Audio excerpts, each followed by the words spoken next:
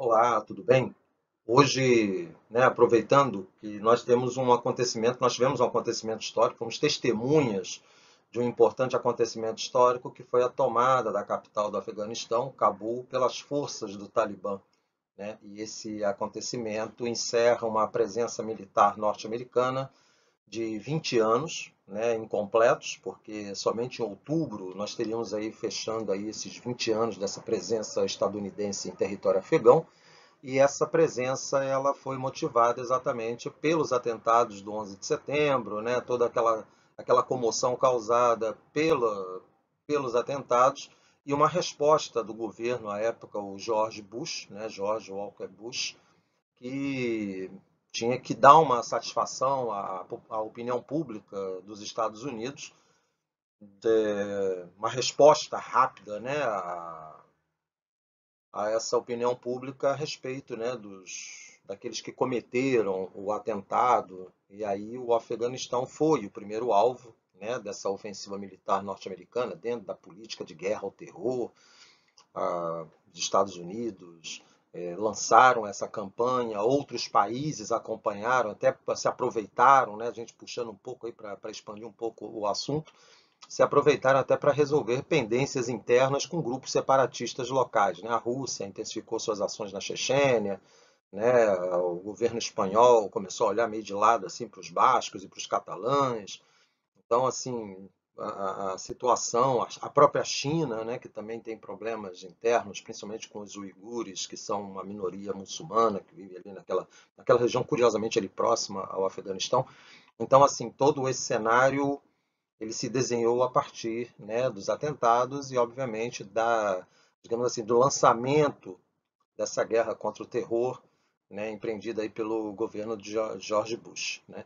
Então, assim, e aí por que entender, né, esse contexto não apenas do 11, né, do 11 de setembro, da invasão dos Estados Unidos, mas compreender, né, a dinâmica que teve a sua culminância, e nós teremos, lógico, outros desdobramentos mais para frente, né, mas teve a culminância com a chegada das forças talibãs em Cabul, sem encontrar nenhuma resistência, praticamente, né? Esperava-se que houvesse uma resistência maior por parte do exército afegão, mas parece que essa resistência não aconteceu. O presidente, né, Ashraf Ghani, é, fugiu do país assim que as forças do Talibã foram se aproximando cada vez mais de Cabul, então criou-se uma imagem terrível.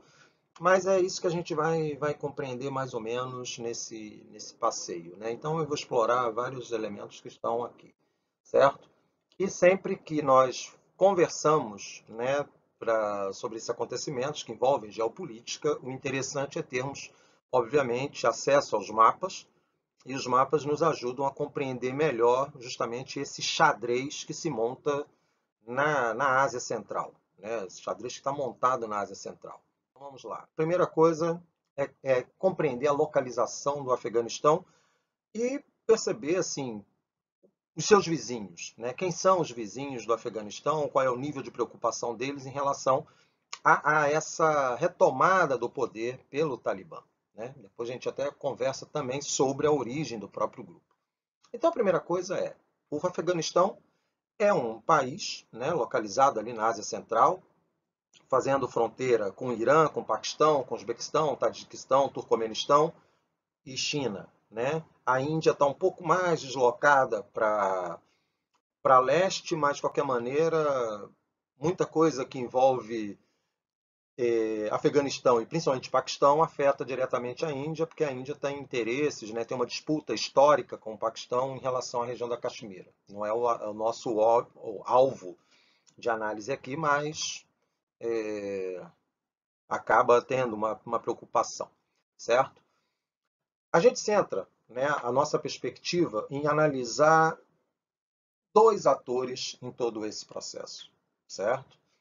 A China, né, que passa por uma expansão econômica muito grande e principalmente com o desenvolvimento, né, com a implementação de uma infraestrutura da Rota da Seda, cujo mapa eu coloquei lá no final para fechar essa conversa, e o Irã, que é um inimigo histórico do Talibã, né? Eu sempre comento com os colegas dizendo o seguinte: o Irã, à época, da invasão norte-americana, eles ficaram de camarote assistindo os Estados Unidos realizarem um serviço sujo, né? Porque, afinal de contas, para o Irã, embora o Talibã não tivesse pretensões de talvez uma eventual invasão do território iraniano, até porque militarmente não teria essa capacidade, né? Mas o Irã sempre ficou de olho, né, com as barbas de molho em relação às movimentações do grupo fundamentalista em território afegão, né? Então, assim, é um desenho que não é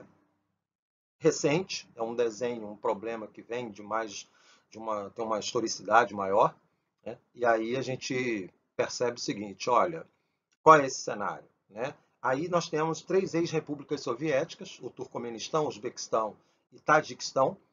É interessante perceber que tanto o Uzbequistão quanto o Tajiquistão, né, tem uma presença étnica no território afegão. A região norte é ocupada por tajiques e uzbeques, né, são duas etnias que concorrem com o Talibã. O Talibã domina mais a região aqui ao sul, enquanto uzbeques e tajiques, essa região mais ao norte, né? E aí ficam também outras perguntas e a necessidade de respostas, como é que vai se processar o relacionamento entre esses diferentes grupos étnicos dentro desse cenário? Será que nós teremos um desencadeamento de uma nova guerra civil? Né? Será que como é que as potências, né, regionais, China e Rússia, vão reagir a uma eventual guerra civil? A China, por exemplo, ela precisa de uma estabilidade política. Então, uma guerra civil, como desdobramento dessa retomada do poder pelo Talibã, torna-se uma incógnita. E qual é o comportamento chinês, né? Embora eles já tenham sinalizado a possibilidade de reconhecer o governo do Talibã, talvez até para iniciar conversações e colocar os talibãs, digamos assim, numa posição de não desafio, né? Então, assim, olha, vocês podem tudo bem, vocês estão governando, mas pé no freio, né? Porque a conversa aqui é outra, né? Os chineses têm essa perspectiva de produzir um domínio econômico nessa região com a Rota da Seda, certo? Então vamos lá.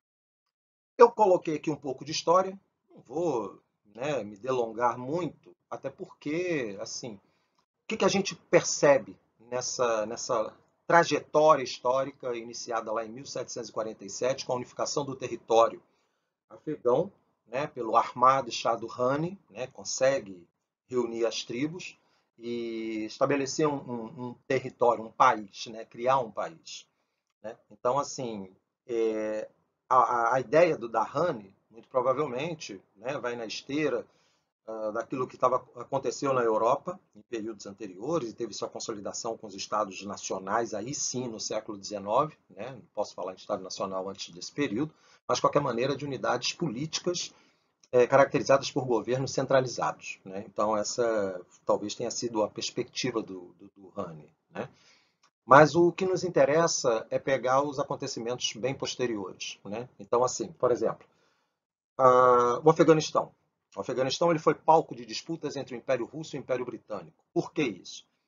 Para a Inglaterra, para a Grã-Bretanha, né, o Afeganistão era importante porque servia como uma proteção ao seu principal domínio no continente asiático, que é a Índia, principalmente diante de uma expansão promovida pelo Império Russo. Para os russos, seria interessante estender esse domínio porque seria uma saída para águas quentes. Então, o Oceano Índico se descortinaria como uma possibilidade para os russos. Então, essa região ela se torna crítica, né, na disputa entre dois grandes impérios, um consolidado, mas também, né, num processo de expansão, a gente tem que pensar no imperialismo, e o outro em franca expansão, né, que no caso é o Império Russo, e também com propostas, perspectivas imperialistas, né. O Afeganistão consegue a sua independência ali no início do século XX, né, para ser mais exato, ali, já no contexto do final da Primeira Guerra Mundial, então isso é um dado interessante, e tem um arremedo, né, curiosamente, fica até difícil, né, como vocês podem ver, fica até difícil falar assim, uma democracia, né, mas temos um arremedo de democracia nesse território e que vai durar um bom tempo, né, quase praticamente aí 50 anos, né, dessa democracia afegã, né? Aí houve uma sucessão de golpes de Estado, uma revolução que colocou um governo pró-soviético, né? Eu não diria um governo comunista no poder, mas que, de qualquer maneira, esse governo pró-soviético ele vai sofrer uma tentativa de golpe de Estado. Em 1978, o presidente, então, né, ele é assassinado por forças opositoras, e dentro desse cenário, dentro desse contexto, a União Soviética decide pela intervenção militar no Afeganistão, né? Então, mas essa intervenção militar ela vem em 1979, numa atmosfera que aí, olha só como é que é o xadrez dessa região, numa atmosfera caracterizada justamente pela Revolução Iraniana, né, a Revolução Islâmica no Irã, né, liderada lá pelo Ayatollah Ruhollah Khomeini, que vai instalar os xiitas no poder. E a União Soviética ela ficou temerosa, né, porque as suas repúblicas da Ásia Central têm maioria de população islâmica, então havia uma preocupação muito grande que essa revolução chegasse a esses territórios. E a grande preocupação mesmo, né, por parte dos soviéticos, é que, diante desse quadro, né, diante do avanço dessa revolução, pudesse levar a uma dissolução, ainda mais a União Soviética, que naquele momento já enfrentava graves problemas internos, em decorrência da corrida armamentista com os Estados Unidos, né, um enfraquecimento do poder do Leonid Brezhnev, questionamentos feitos à sua maneira stalinista de governar. Então, assim, o cenário para os soviéticos era um cenário problemático. Para o Ocidente, né, a Revolução Iraniana e a posterior invasão soviética também se revelou um problema, porque, afinal de contas, a União Soviética se aproximaria perigosamente da Índia, né? Então, assim, a coisa de você ter um pé, né, no subcontinente indiano, a proximidade do Oceano Índico, né, as forças navais soviéticas poderiam ter uma vantagem em relação ao Ocidente, dada a proximidade. Então, tudo isso também desenhou, e é interessante, porque acabou promovendo, né, uma situação bastante peculiar, que, um ano depois, né, por isso que eu falo que é um tabuleiro de xadrez com muitas rainhas, né, não é o convencional. Né? Então, no ano seguinte, nós temos início a guerra Irã-Iraque, que, lógico, né, o Ocidente em peso apoiando o Saddam Hussein, né, o Iraque é que agride o Irã, né, lá na região do Shat el-Arab, né, que é ali perto da entrada do Golfo Pérsico, importante região produtora de petróleo, né, o escoamento da produção de petróleo passa pelo Golfo Pérsico, o Estreito de Hormuz, e aí sobe pelo Canal de Suez até chegar ao Ocidente. Né? Então, assim, o Saddam Hussein comete essa agressão, arrasta o Irã para uma guerra. Aí vocês perguntam, porra, mas qual é a relação entre a guerra Irã-Iraque com a invasão soviética no Afeganistão, com tudo que está acontecendo? Gente, faz parte do mesmo contexto. Por quê? Porque são as potências ocidentais, junto com a União Soviética. A China ainda não é um país participante desse jogo de poder geopolítico. Né? Então, assim, os interesses estão na mesa. Né? Então, cada um jogando à sua maneira. A ameaça comum, evidentemente, é a Revolução Iraniana. Tá? E a presença soviética no Afeganistão para consolidar um governo pró-União Soviética, pró-soviético. Né? Nesse cenário todo, a União Soviética ela vai enfrentar problemas. Alguém está gritando bastante, mas tudo bem. Né? A União Soviética vai enfrentar problemas, vai enfrentar uma terrível resistência por parte dos mujahedin, né, que são os guerreiros da liberdade, ou os guerreiros engajados numa jihad. Né? O Reagan, à época, né, em 1981, quando ele assume a presidência dos Estados Unidos, ele começa a vislumbrar a possibilidade de incentivar, de financiar esses mujahedin na luta contra os soviéticos. Então, é um esforço dos Estados Unidos em deter essa pretensa, essa possível expansão comunista pelo mundo. Né? Então, o Reagan ele passa a financiar, fornecendo armas de ajuda financeira, né, através da CIA. Então, os Estados Unidos estão engajados nessa guerra no Afeganistão, estavam engajados na contra-revolução na Nicarágua sandinista. Então, assim, o Reagan ele recuperou as ideias originais lá da doutrina Truman, né, lançada lá em 1947, então a Guerra Fria 2.0, né, usando uma linguagem informática aí. Então, a presença soviética vai ser desafiada por esses guerrilheiros, né? E é interessante que entre esses guerrilheiros, muitos deles, né, desses mujahedin, engrossaram as fileiras do próprio Talibã, que seria criado apenas em 1994. Né? Tem até circulado pela internet algumas fotos que mostram o Reagan sentado com alguns afegãs e atribuem, né, assim, algumas legendas colocam, Ronald Reagan com líderes talibãs, né? Os talibãs surgiram muito depois da saída do Reagan da presidência, né, da República, né, que aconteceu lá em 1989.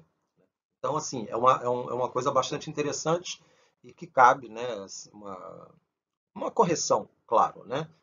Então, os soviéticos acabam derrotados, né? Muitos analistas colocam que o Afeganistão foi o Vietnã soviético, né? Não diria que não sem razão, porque é uma guerra que você se enfia e não sabe como sair dela, né? Os objetivos militares e políticos não são alcançados.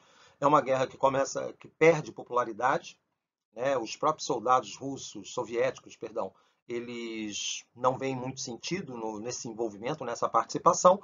E aí o resultado é que já no governo de Mikhail Gorbachev, então passa, né, a invasão, a ocupação soviética no Afeganistão passa por diferentes governos soviéticos. Se inicia com Brezhnev, passa pelo Andropov, Chernenko, Gorbachev. Né? Então são 4 governos que vão lidar com o conflito no Afeganistão. E às vésperas do fim da Guerra Fria, né, o Gorbachev, já entendendo que a União Soviética não tinha mais condições de permanecer nesse conflito, decide pela retirada das tropas soviéticas daquele país. Então, uma vitória dos Mujahedin. Mas isso não significou paz no Afeganistão.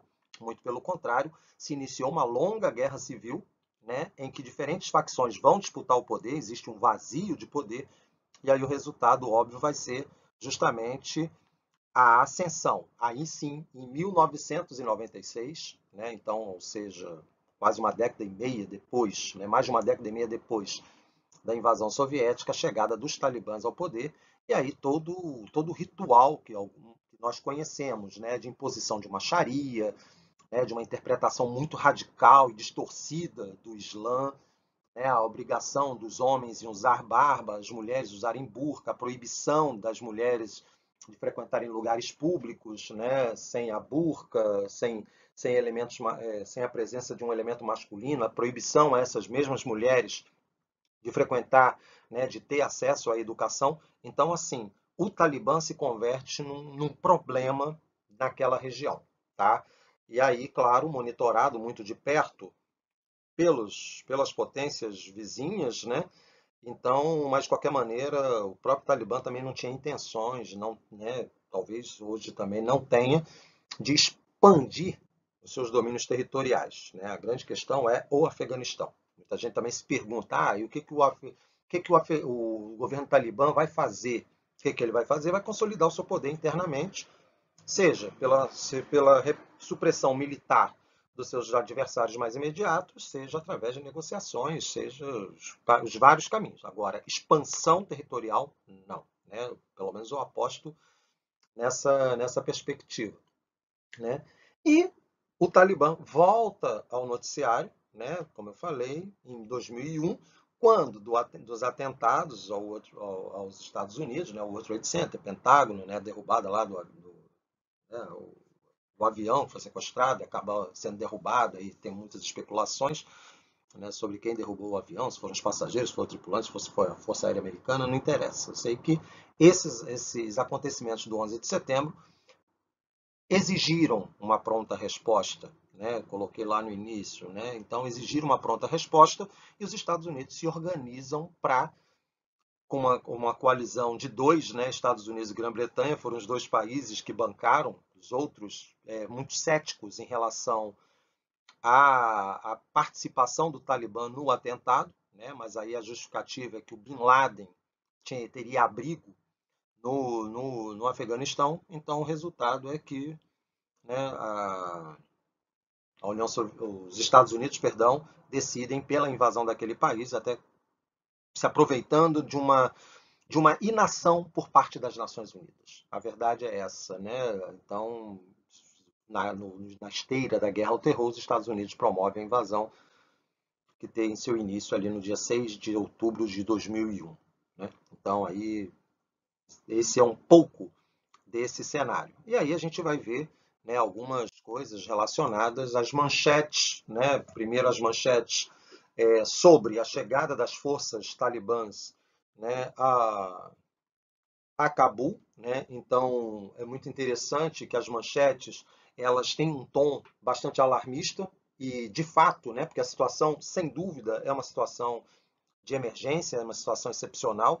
O Departamento de Estado acreditava que o Talibã só tomaria a capital no início de setembro, né? E aí é curioso porque todo esse processo se dá num contexto, né, de negociações do governo Trump, das promessas feitas já pelo Barack Obama, né, que veio a suceder o Bush, de retirada das forças norte-americanas do Afeganistão.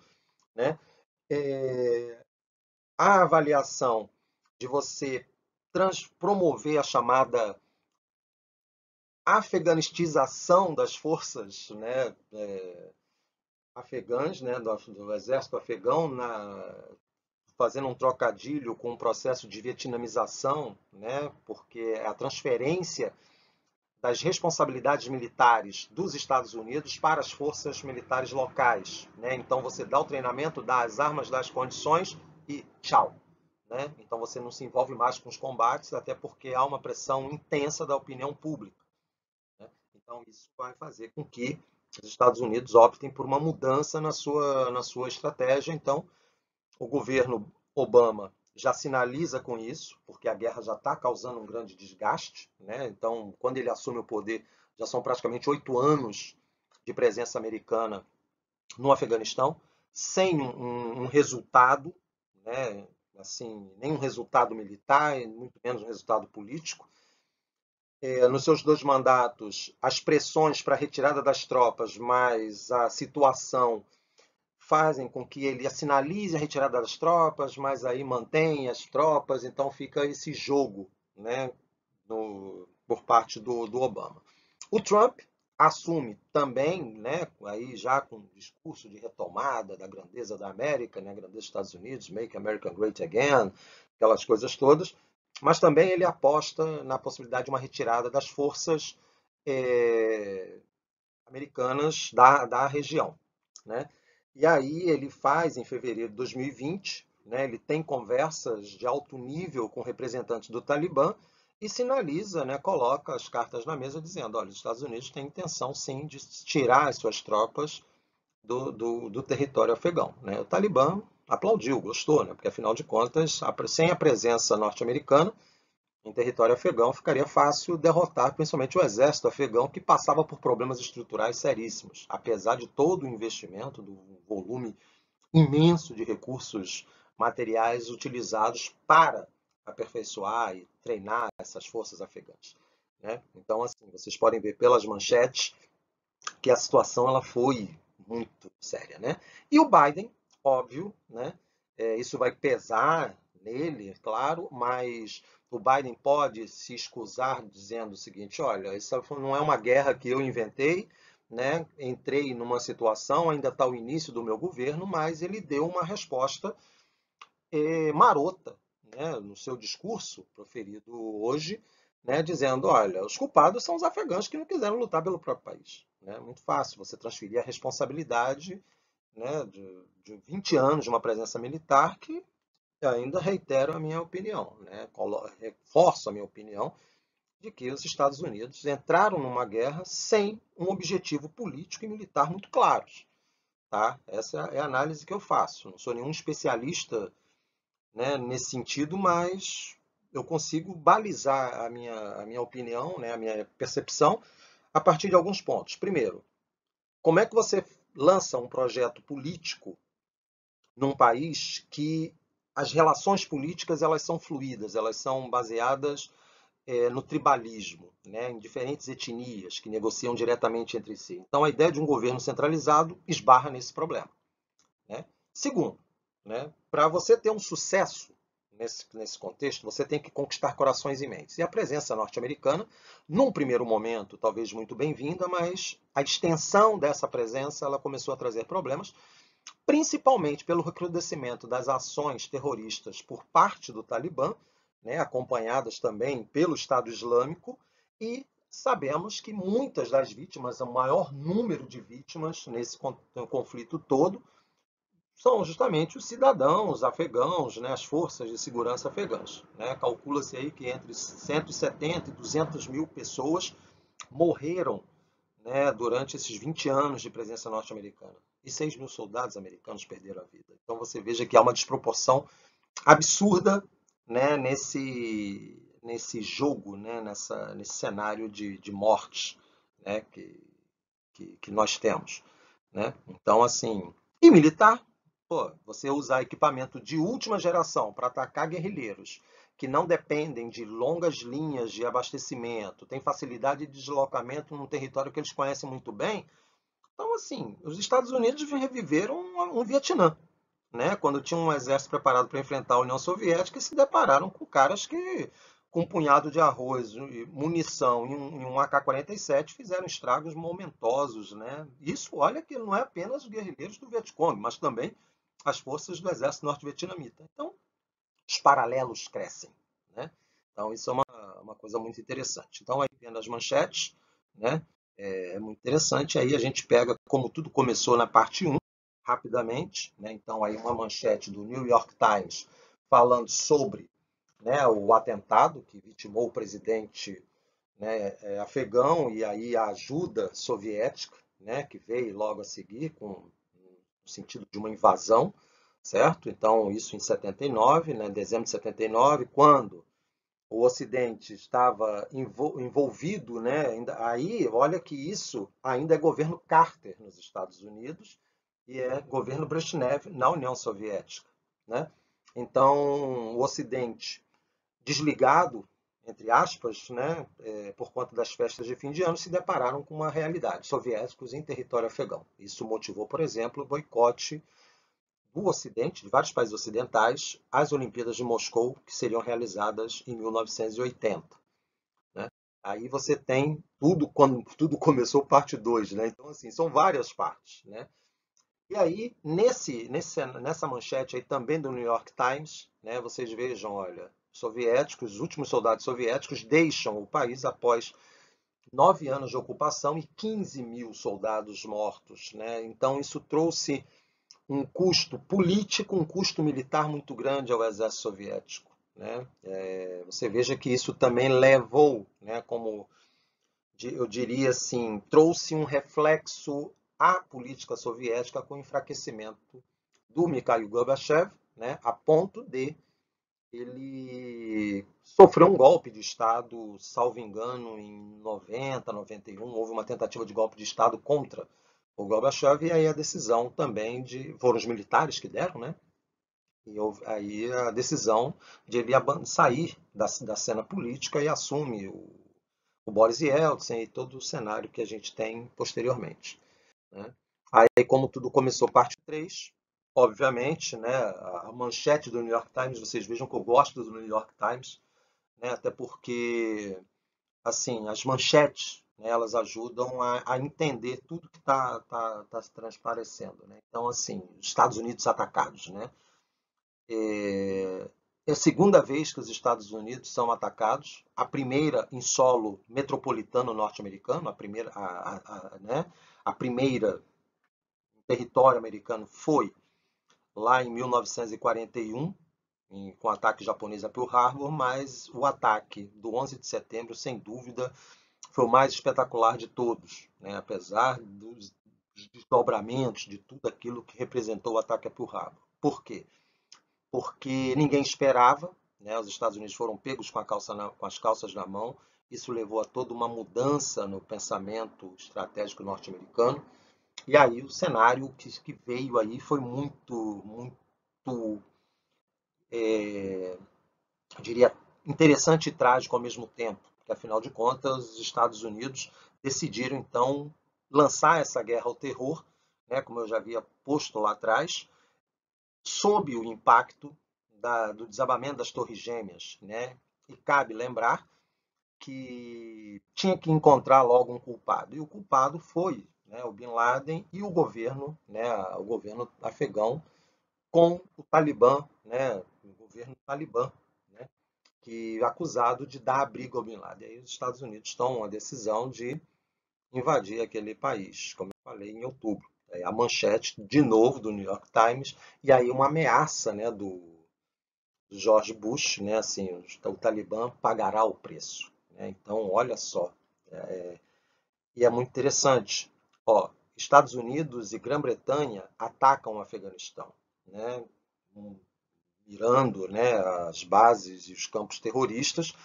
Então, assim, por quê? Porque tinha necessidade de localizar geograficamente a Al-Qaeda. Né? Então, o Talibã governando o Afeganistão, nutrindo simpatias ou dando abrigo ao Bin Laden, então se tornou o alvo, né, das Forças Armadas norte-americanas, e aí o resultado foi, óbvio, isso aí que vocês viram dessa longa presença. Né? Aí eu lanço algumas questões de difícil resposta, posso ensaiar algumas respostas, mas é bastante interessante. Um recomeço, né? Um recomeço de tudo aquilo. Então, por exemplo, a primeira, né? Quais são os papéis de Paquistão, China, Rússia e Irã, né? E dos próprios países ocidentais nesse jogo? Eu vou apostar muito brevemente o seguinte, né? Cada um vai tomar uma posição de acordo com seus próprios interesses. O Paquistão já tem longas relações com o Talibã, inclusive financiando, né? Então isso não é uma acusação leviana, isso é fato, né? Todo serviço secreto ocidental, todo mundo sabe disso, então não é nenhuma novidade. Né? China, obviamente, quer uma estabilidade política naquela região, daí o fato dela, por conta da Rota da Seda, que a gente vai ver o mapa logo a seguir, né? Então precisa de estabilidade, muito provavelmente, né? Quando ela acena para o reconhecimento do Talibã, do governo Talibã, ela quer estabilidade política naquela região, então isso é fato. Né? A Rússia tem preocupações, obviamente, mas também pode ser que ela busque um diálogo com o Talibã, mas um diálogo nos mesmos termos quando do envolvimento dela na guerra civil na Síria. Né? Faz um risco no chão e diz, ó, quem está do lado de cá é amigo, quem está do lado de lá é inimigo, e esse inimigo vai desaparecer. Então o Talibã, muito provavelmente, não vai querer promover um enfrentamento contra os russos, embora já tenha derrotado, né, o exército russo lá atrás, na década de 70, 80. Né? O Irã, como já havia colocado, né, nutre uma preocupação, mas também talvez não veja o seu território ameaçado, mas, né, até porque as versões do Islã, do Talibã e do Irã são diferentes. Né? O Irã ele é majoritariamente xiita, então não teria problemas de ordem religiosa ou mobilização de minorias religiosas dentro do seu território. Né? E aí a outra incógnita são os países ocidentais. Como é que esses países vão reagir a essa retomada do poder pelos talibãs? Né? Os Estados Unidos, muito provavelmente, vão avaliar, né, as suas ações ao longo desses 20 anos. Né? Muitas avaliações curiosamente, não foram muito bem feitas, né? Muitas análises não foram bem feitas, então, e chegou a esse resultado. Né? Então, esse é um problema. Os outros países estão muito mais preocupados, né, e aí com as consequências humanitárias desse fenômeno. A União Europeia já marcou uma reunião para discutir, por exemplo, o problema dos refugiados, que deve crescer em números assustadores, como aconteceu, né, durante a guerra civil na Síria. Né? Situação de instabilidade política, isso é uma possibilidade, então isso por conta das disputas internas entre as diferentes etnias, então os pastuns, né, do qual o Talibã é o componente principal, os tadiks e os uzbeks. Né? Então isso vai colocar aí a necessidade de uma negociação entre esses diferentes. Né? Países com maioria islâmica devem temer o avanço do radicalismo? Sempre temem. Sempre temem e nesse cenário eles sempre tomam medidas muito duras para combater esses radicalismos.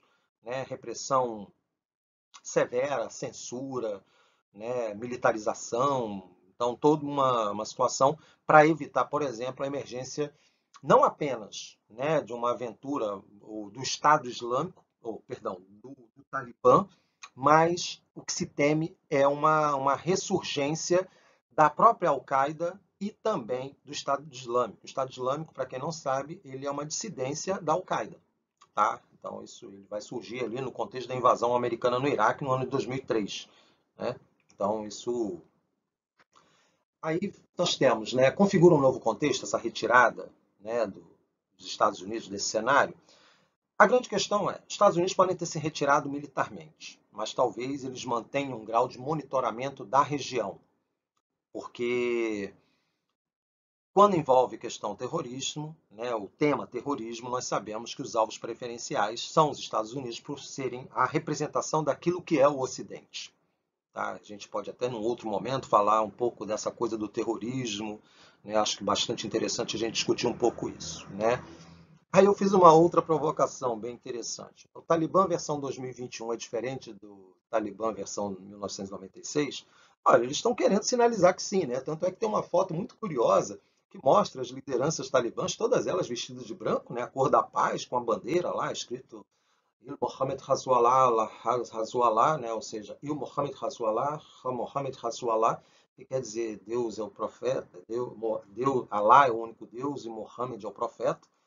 Né? E tudo branco, né? Assim, para dar uma leveza. Né? E o Talibã dizendo, não, nós seremos mais moderados.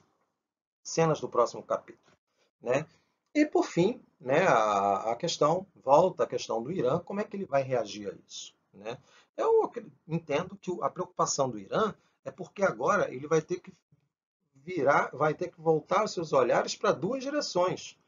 Né? Vai continuar a sua disputa com a Arábia Saudita, né, pela hegemonia, então isso ali, aquela guerra civil no Iêmen, é mais uma das casas nesse tabuleiro de xadrez, e agora volta as baterias, né, para esse governo talibã que está ali do ladinho, né, então vamos ver o que vai acontecer. E para fechar a nossa conversa, né, espero que vocês estejam gostando, o mapa da Rota da Seda, né, da nova Rota da Seda, que vocês podem perceber que a China tem amplos interesses. Aqui nesse miolinho é justamente o Afeganistão. Então vocês vejam que a Rota da Seda passa pelo norte do território afegão e ao sul do território afegão. Né? Então a China interessa exatamente uma situação de estabilidade política. Né? Então, assim, como eu já havia dito, né, acredito, entendo, percebo que a China vai chamar, reconhecendo o Talibã enquanto governo, né, precisa dizer se é legítimo ou não, mas enquanto governo, a China vai chamar o Talibã para conversar e aí vamos ver o que vai acontecer. Tá bom, gente? Espero que vocês tenham gostado, né? E vamos aguardar os próximos capítulos dessa história. E os próximos movimentos nesse tabuleiro de xadrez, que é ali essa porção da Ásia Central, Oriente Médio, tá bom?